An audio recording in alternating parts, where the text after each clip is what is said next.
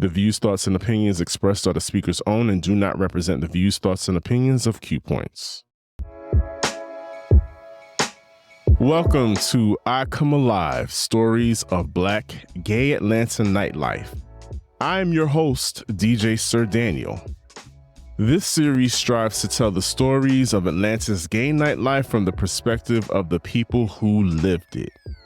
This episode comes on the eve of the 2024 Atlanta Black Gay Pride celebration, and as the city gears up to welcome thousands of visitors for a weekend of Black excellence, parties, and live music events.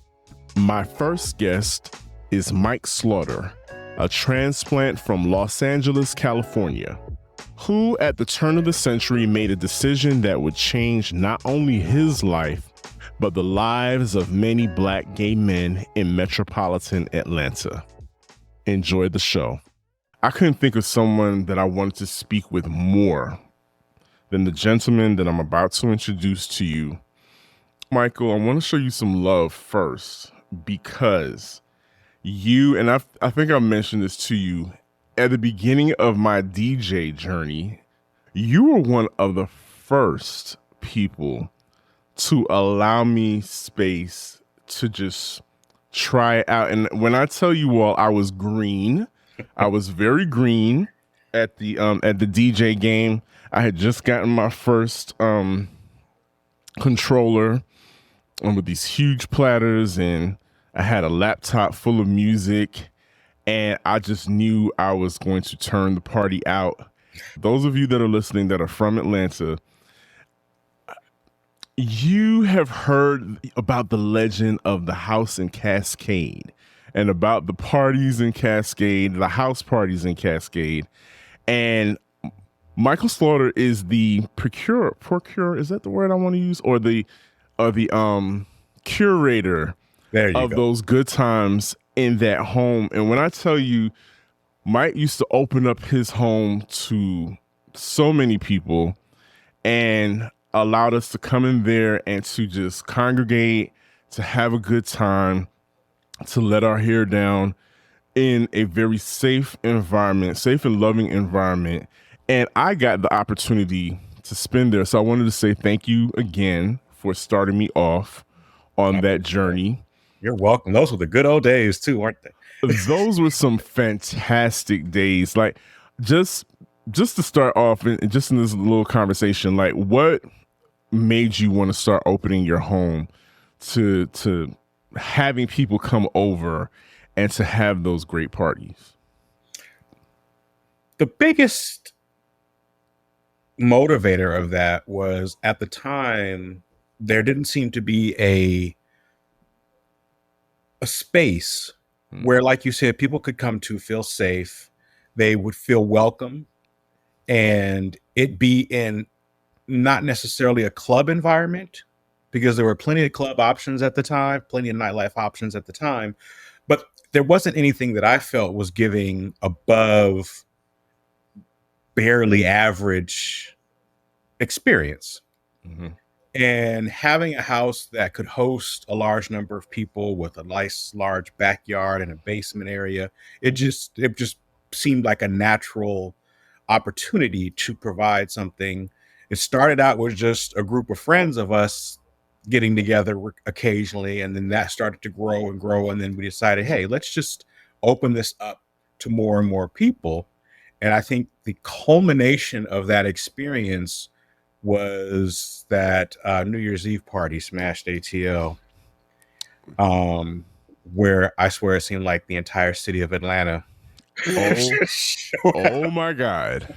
Oh my God. We're going to talk about that a little later, because my God, if you weren't there, there's just no amount of storytelling to help you get an understanding of what took place in Cascade. But again, thank you for allowing me to DJ some of those parties. What made you give me a shot? I've always wanted to know that. Well, part of what we were doing also was engaging people in the community. Mm-hmm. Engaging, we had somewhat inexperienced bartenders, right? Mm-hmm. We had somewhat inexperienced, just people helping, but it was an opportunity to give them that exposure, give them that experience. And then when I learned you were getting into DJing, I was like, well, shoot, bring them in. Let's give them a chance, give them an opportunity to space. Cause learning your craft and experiencing and exercising your craft requires someone to take a chance and someone to give you that opportunity. And what better place to do it in a safe space that we were providing. For all those upcoming DJs, you need places where you can practice, because doing it at home and playing on your computer and playing on a controller is one thing, but learning your chops and earning your stripes in front of people is a completely different animal. Yes. And Mike, your group of friends started out, you and your friends started out in these doing these parties and opening spaces to Black Queer Atlanta. But where are you originally from, and when did you arrive in Atlanta? I was born and raised in Los Angeles, California, Baldwin Hills. And then left LA to go to school in Northern California at UC Berkeley. Okay. After graduating there, I stayed and lived in Oakland for a little while, and then met someone who introduced me to Atlanta.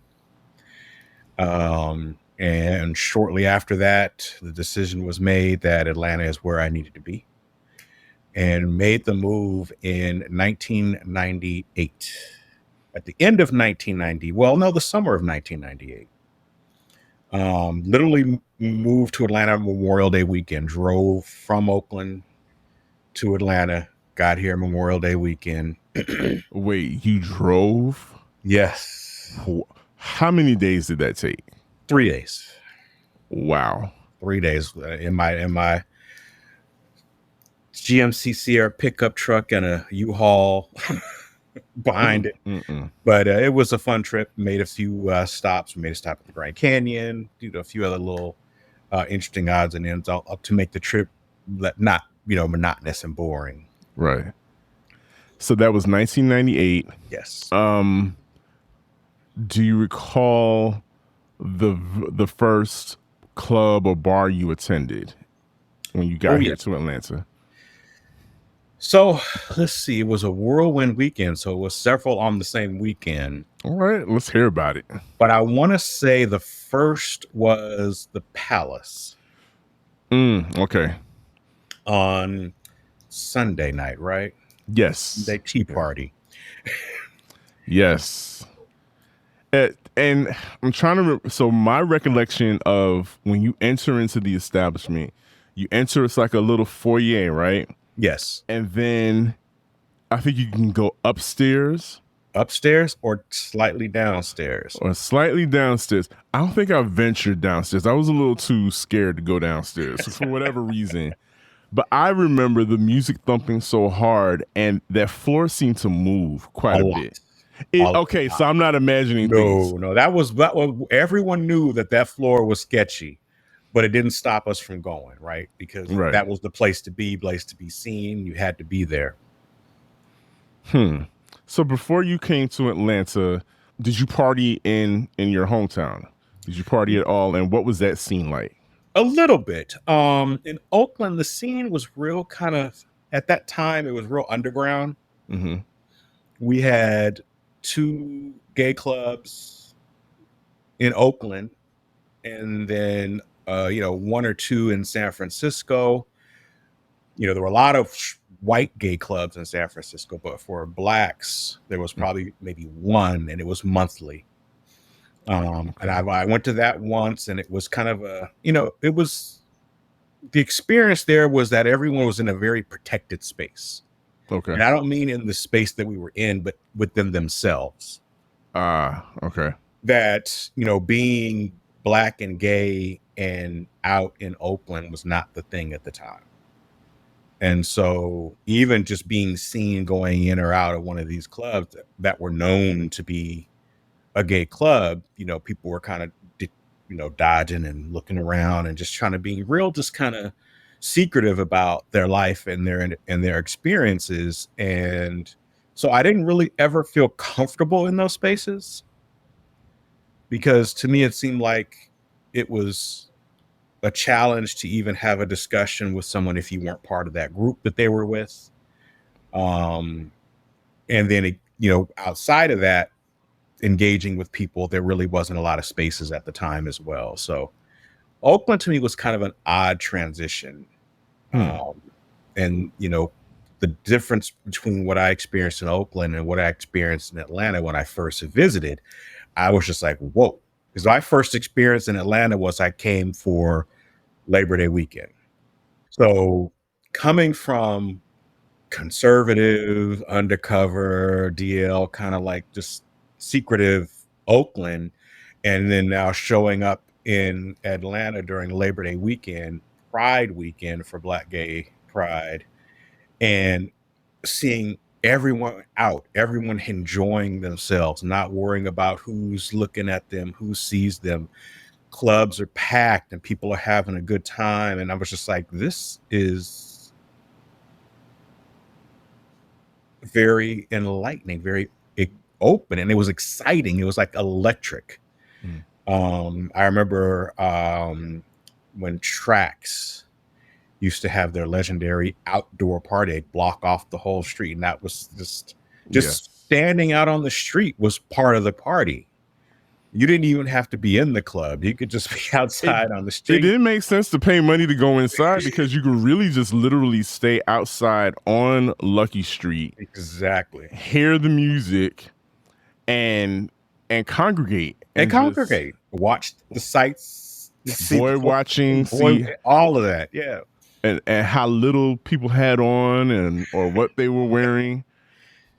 So I feel like there's a consensus that everybody we congregated at Trax mostly because it was probably the largest of the clubs that you can go to and have space to move around. And it really was the place that people will point out. But it was definitely a place, let's say 98.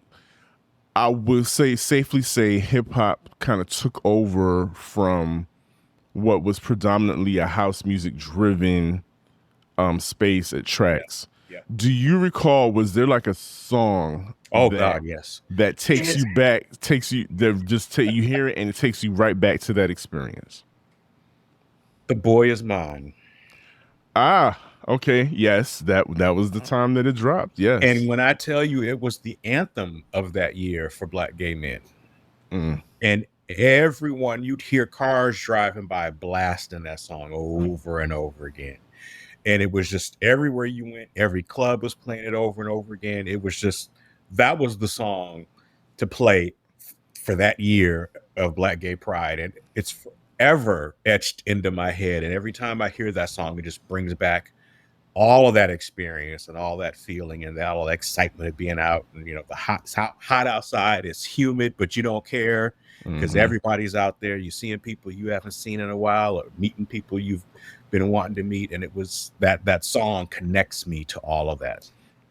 You know what I remember fondly the most about that song is how if you were there with your friends, everybody automatically took a part. Oh yeah. You had to pick a side. It's like either you were Monica or you were Brandy with it, and if you would see the dance floor of everybody just like singing to each other and rolling their necks and just really pantomiming along with the song. And while I forgot how much fun that song was when it first dropped, and being able to be in those spaces at that time. Now you mentioned coming here for Labor Day weekend. Now, was it officially Atlanta Black Gay Pride when you first started, or was it just Labor Day weekend? And because that was a very specific time when I think Atlanta transitioned into the Black Gay Mecca. That was the transition period.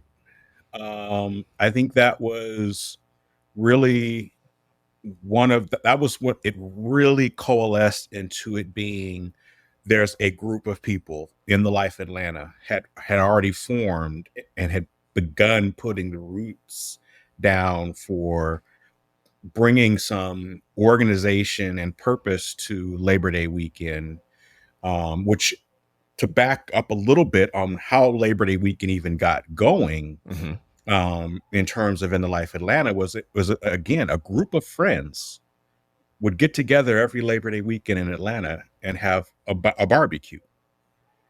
And that started to grow and grow and grow. And it's those kind of little accidental meetings and accidental gatherings of people that begin to, take a life of their own, that bring these things to life. And so as the number of people coming to Atlanta for Labor Day Black Gay Pride, it wasn't necessarily Black Gay Pride then, but coming to celebrate as Black gay LGBT people,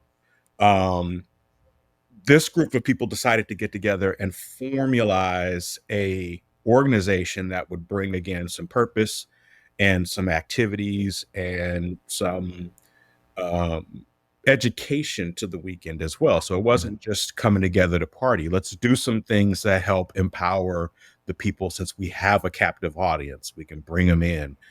So when I showed up visiting in 1998, I was introduced to this group and the people who were putting on the group, and immediately put to work. Of course. And that got me even more excited, because that was in alignment of kind of the things that I like to do: organizing, putting things together, and seeing the outcome. So as I'm making my decision shortly after that, am I going to move to Atlanta? That also played a part of it. So there was a lot of things that really influenced me wanting to make that move and actually doing it. And one of the things was that there was this sense of community that was developing in Atlanta, that was not just a group of people going to a club, but looking to do more as well. I must say, I remember the first time that I went to an In the Life event. I think it was at the Host Hotel. I want to say it was the Renaissance. Renaissance was, probably the Renaissance. It was the Renaissance. And I had never been, because I was maybe 23, 24. I had never been. I'm still kind of just figuring things out and not wanting to associate myself with events or be seen. You know how, we go through that, right? That process. Yeah. That process. But I do recall walking through the lobby and just being in awe. Yeah. In awe at you all had signage. I mean, there was no question that the hotel had been taken over. Oh, yeah. Not at all. There was signage. There were just so many booths, people, selling their items, and there was literature. There were fashion shows, all of those different things. And now that I think about it, if a young Black queer person comes to Atlanta now, they don't experience any of that anymore. No, not anymore. No. In your opinion, and the things that happen, why did that, not the organization itself, but why did the desire for organization or organized events, why did that kind of disappear? Or why do you think we kind of tend to stray away from it and just want to do our own thing? Well, my experience and my opinion on what took place, and this is from being in the organization at the time, when things started to happen. You love Black music? Most definitely. That's why we're your hosts for Q Points, the podcast that celebrates Black music history and music creatives. I'm Sir Daniel, and I'm a DJ and a supreme body mover. And I'm Jay Ray, a lover of Black music history. Join us as two music heads give you the lowdown on everything you need to know about Black music history and what's happening now in music and culture. Learn more about the artists you love and the background on musicians past and present who may not be on your radar yet. We're having a great time discussing everything from the dopest MCs to hip hop and fashion to women in radio to your favorite slow jams. And we've got lots of great guests joining us too to share their perspectives. Listen to Q Points on your favorite podcast platform. And check out our website at qpoints.com. That's QUEUE points.com. In the early days of In the Life Atlanta and the community developing in Atlanta, there was a lot of, everybody came together to work together. The club promoters, the In the Life Atlanta folks, other community organizations, everybody came together to work intensely to ensure that there was a broad spectrum of events that were available for folks. And everybody wanted their piece of the pie, obviously, but they figured if we work together, we reach a common goal. And I'm just going to be blunt. Please do. At some point, as things progressed and the numbers started getting larger and larger and larger, greed took over. A lot As of these, it usually does. a lot of these promoters, that was their cash cow for the year. Yeah, they may sustain their operations throughout the year, but Labor Day weekend was the weekend they were going to pay those bills. They were going to pay, those mortgages, those car payments, all that was going to happen from the proceeds from Labor Day weekend. Mike, about how many people do you think the city saw, say that summer of summer 99? 99, I would say that was at the beginning of the rise of the numbers. Okay. So 99, I would say, we were probably somewhere in the 30 to 40,000. And that, that's a lot. That's nothing to shake a stick at, for sure. Yeah. Not near when we got to the peak.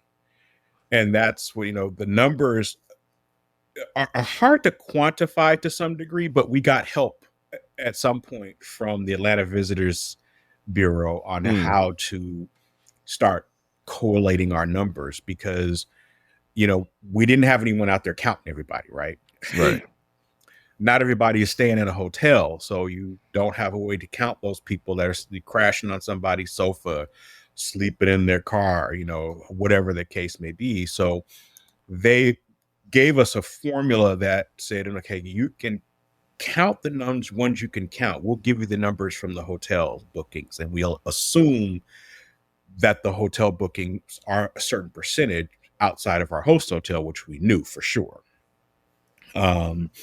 And they had this from the just data they had from previous years of doing events.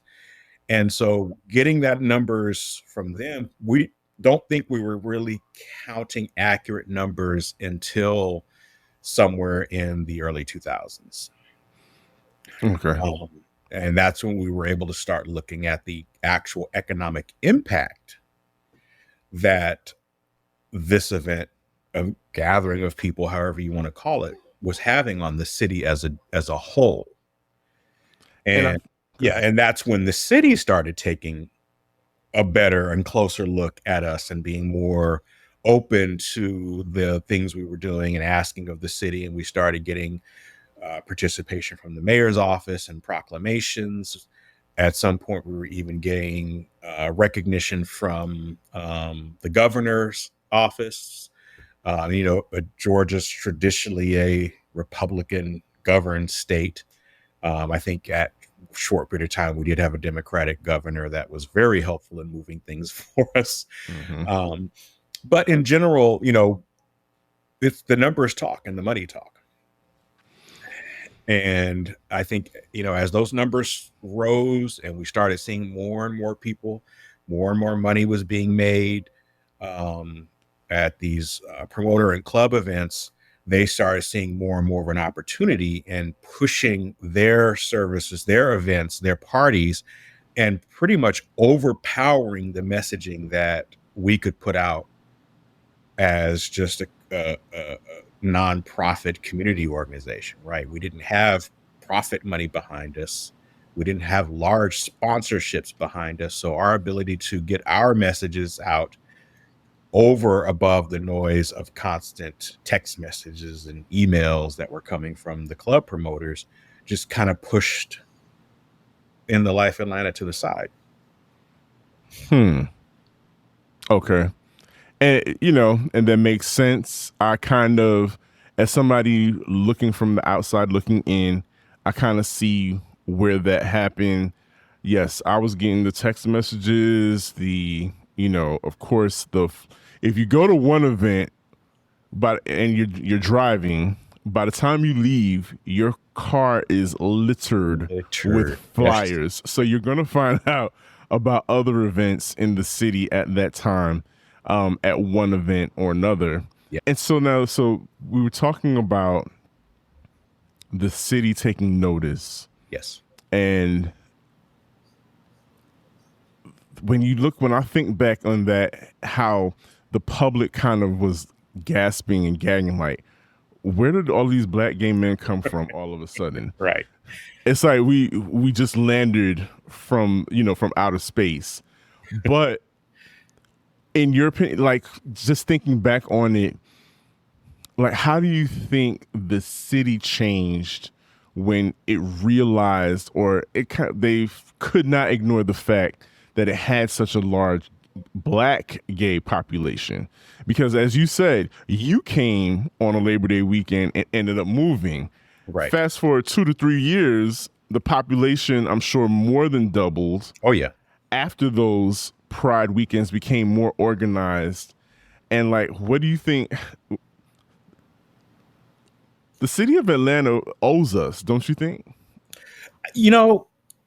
Of course they do. Mm-hmm. Right. I'd be a fool to say they didn't. I will say that for a period of time, the city of Atlanta opened the doors. They opened the doors. What do you need us to do? What can we do to help? What can we provide? And out of that became conversations. When I was a board member within the Life Atlanta, it was regular occurrence that I would have a meeting with the mayor at the mayor's office. And this was Shirley Franklin at the time? Shirley Franklin, and then who followed her? I'm going to look that up, but continue. Okay. You would get meetings and the doors were wide open. The communication was wide open. We would bounce off our ideas to the city on what we wanted to do and give them our whole itinerary of what we were doing. Mm-hmm. They were publishing it on their website. It was being published on the Atlanta Visitors and Convention Bureau's website, which I thought that opened a lot of, when we started getting that type of recognition and ability to have our events listed in these very public spaces where the, Atlanta Pride, which is the traditionally white pride organization, right. Atlanta Pride had those privileges for years.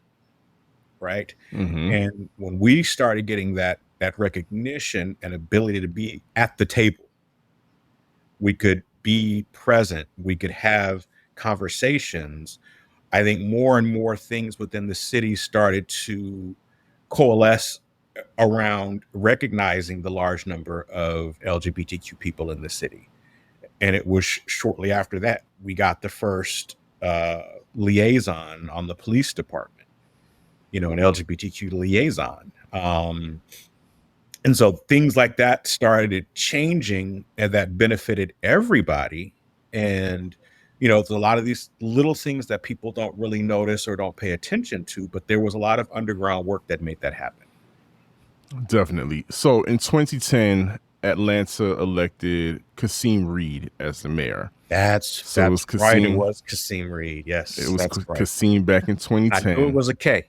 That's right. And I'm like, I could see his face, but it was definitely Kasim Reed. Yes. And you mentioned the city of Atlanta having a police liaison, and I don't think. Well, today you can find police support in some certain major cities when it comes to Pride events across the country.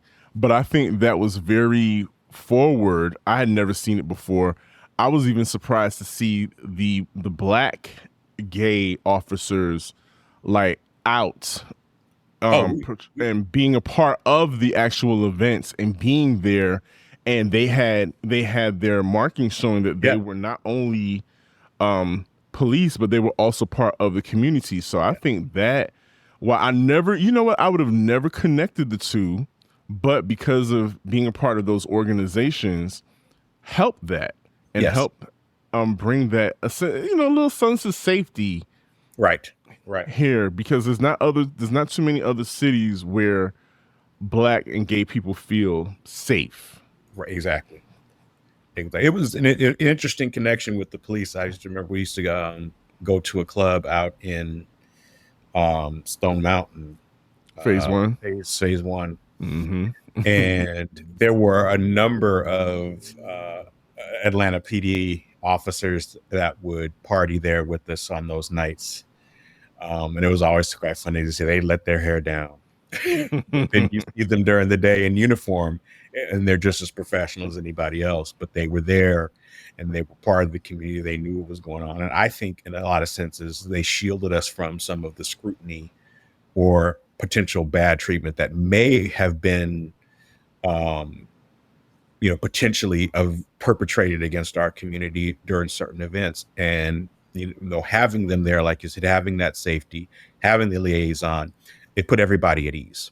Yeah, because you weren't fearing that you're going to be arrested just for being a gay person. Exactly. Walking out of Bulldogs at 3 a.m. There's that. And you might get into a fight. Well, that's a different story. You would get into a fight with another patron, but the officer wasn't going to try and beat you up. That's for sure. Right. So we talked about the promoters kind of throwing their dick on the table, as it were, when it came to staking claim and trying to get their piece and get larger pieces of the pie. Yes. Then why, in your opinion, where are all of those people? Where are those spaces, that we used to have? There would be at least 10 options for you to go somewhere during the week or the weekend, but now we're down to a very select few. We're down to maybe a handful of places to go. And it's not just clubs, it's lounges, it's restaurants. We used to be able to go to Joe's on Juniper, right, and Einstein's, but now all of those are gone. So in your opinion, what happened to the scene? What happened to all of these Black and queer spaces? I think economics. Mm-hmm. When you really look at it, it comes down to economics. And as a community, we're not insulated from the changes of a metropolitan area. There was a period of time when Atlanta went through a culling, so to speak, of bars and clubs and decimated Buckhead. Absolutely.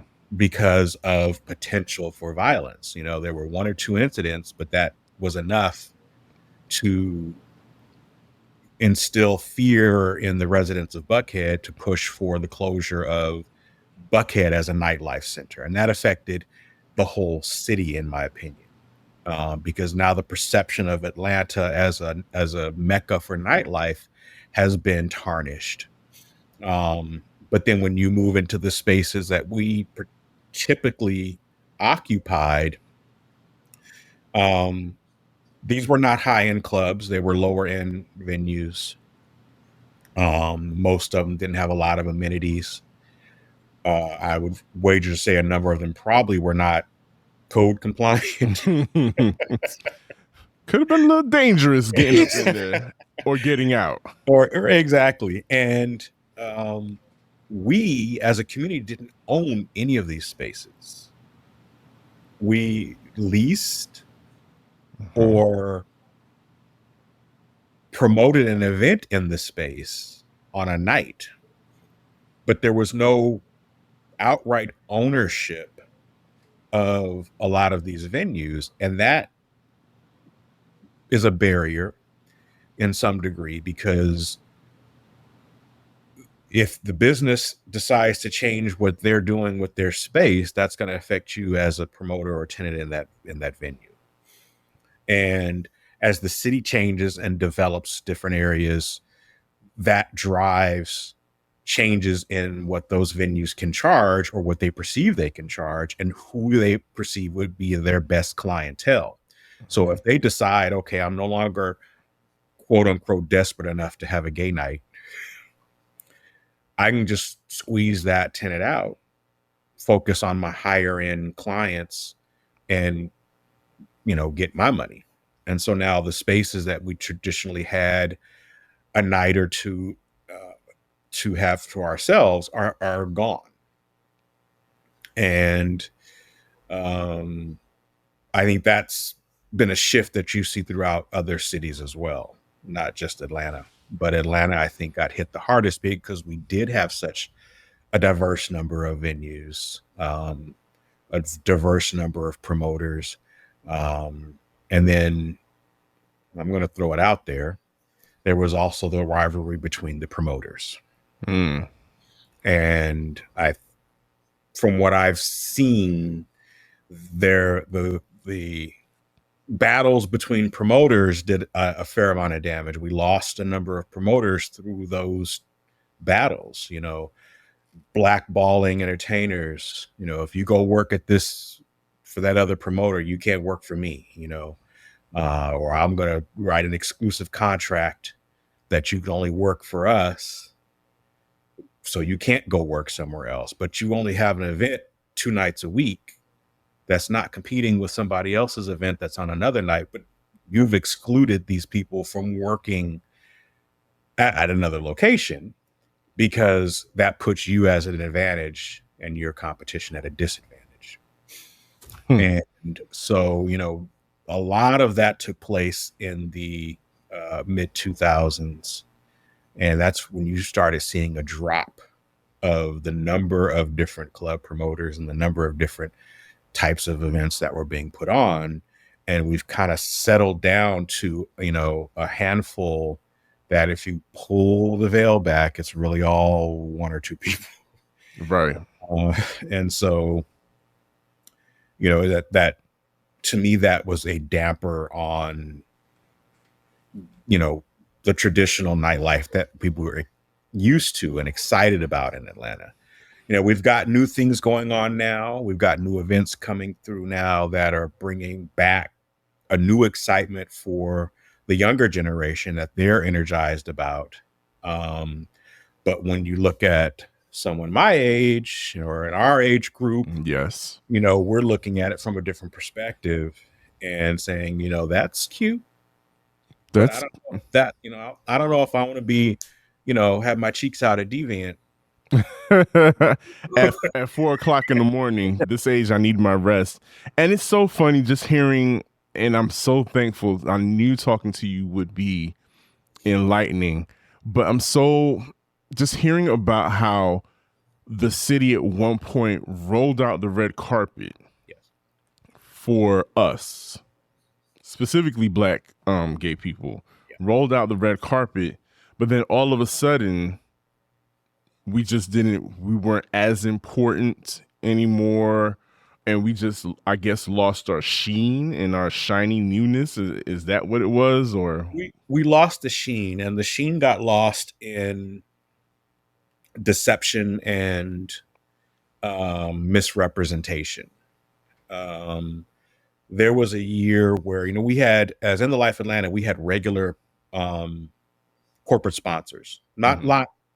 We had a couple of corporate sponsors, then we had some local sponsors, but we had one big corporate sponsor. I'm not going to name their name because I don't want to get them involved, but large employer in Atlanta. And they were very supportive of us every year. We got cash and product from them. Okay. And each year we would do our reach out to all of our sponsors to renew their sponsorship for that year, for the next year, as we're coming up on the next year. And one year we reached out to this sponsor and says, hey, we're just reaching out because we want to renew our sponsorship. Always ask for more, see if we can get more, but let them tell us what they're going to settle on. And the response we got back was, we've already sent your sponsorship to you. Yikes. Yeah. I smell a stunt. Yes. A big one, apparently. Yes. And that was that was our largest cash sponsor. And in figuring out what went on, once they realized that they had been deceived, instead of just saying, hey, we understand it wasn't your fault, we'll continue to work with you, they just shut down on us. And that was the last year that we were able to get them as a sponsor. And that trickles down sometimes, because a lot of those large corporate sponsors, the people who handle those sponsorships talk to the other people who do sponsorships in other companies.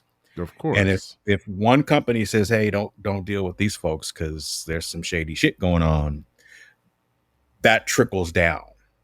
And so we lost that one large sponsor and one other moderately large sponsor, and then we lost a local community sponsor and all of that. And that's really when things started to struggle for ITLA. I think that year the board got together and we decided we were not going to put on an In the Life Atlanta Black Gay Pride event that year. Simply because so many things had been damaged in terms of our finances, in terms of the reputation of the organization. But something happened, is that when we put out that notice, because we were feeling really defeated. We felt like the community didn't have our back. Our sponsors didn't have our back. We just felt completely abandoned. And we put out that notice that we weren't going to do Pride that year.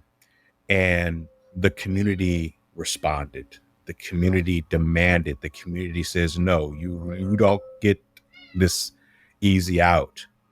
You have got to do something.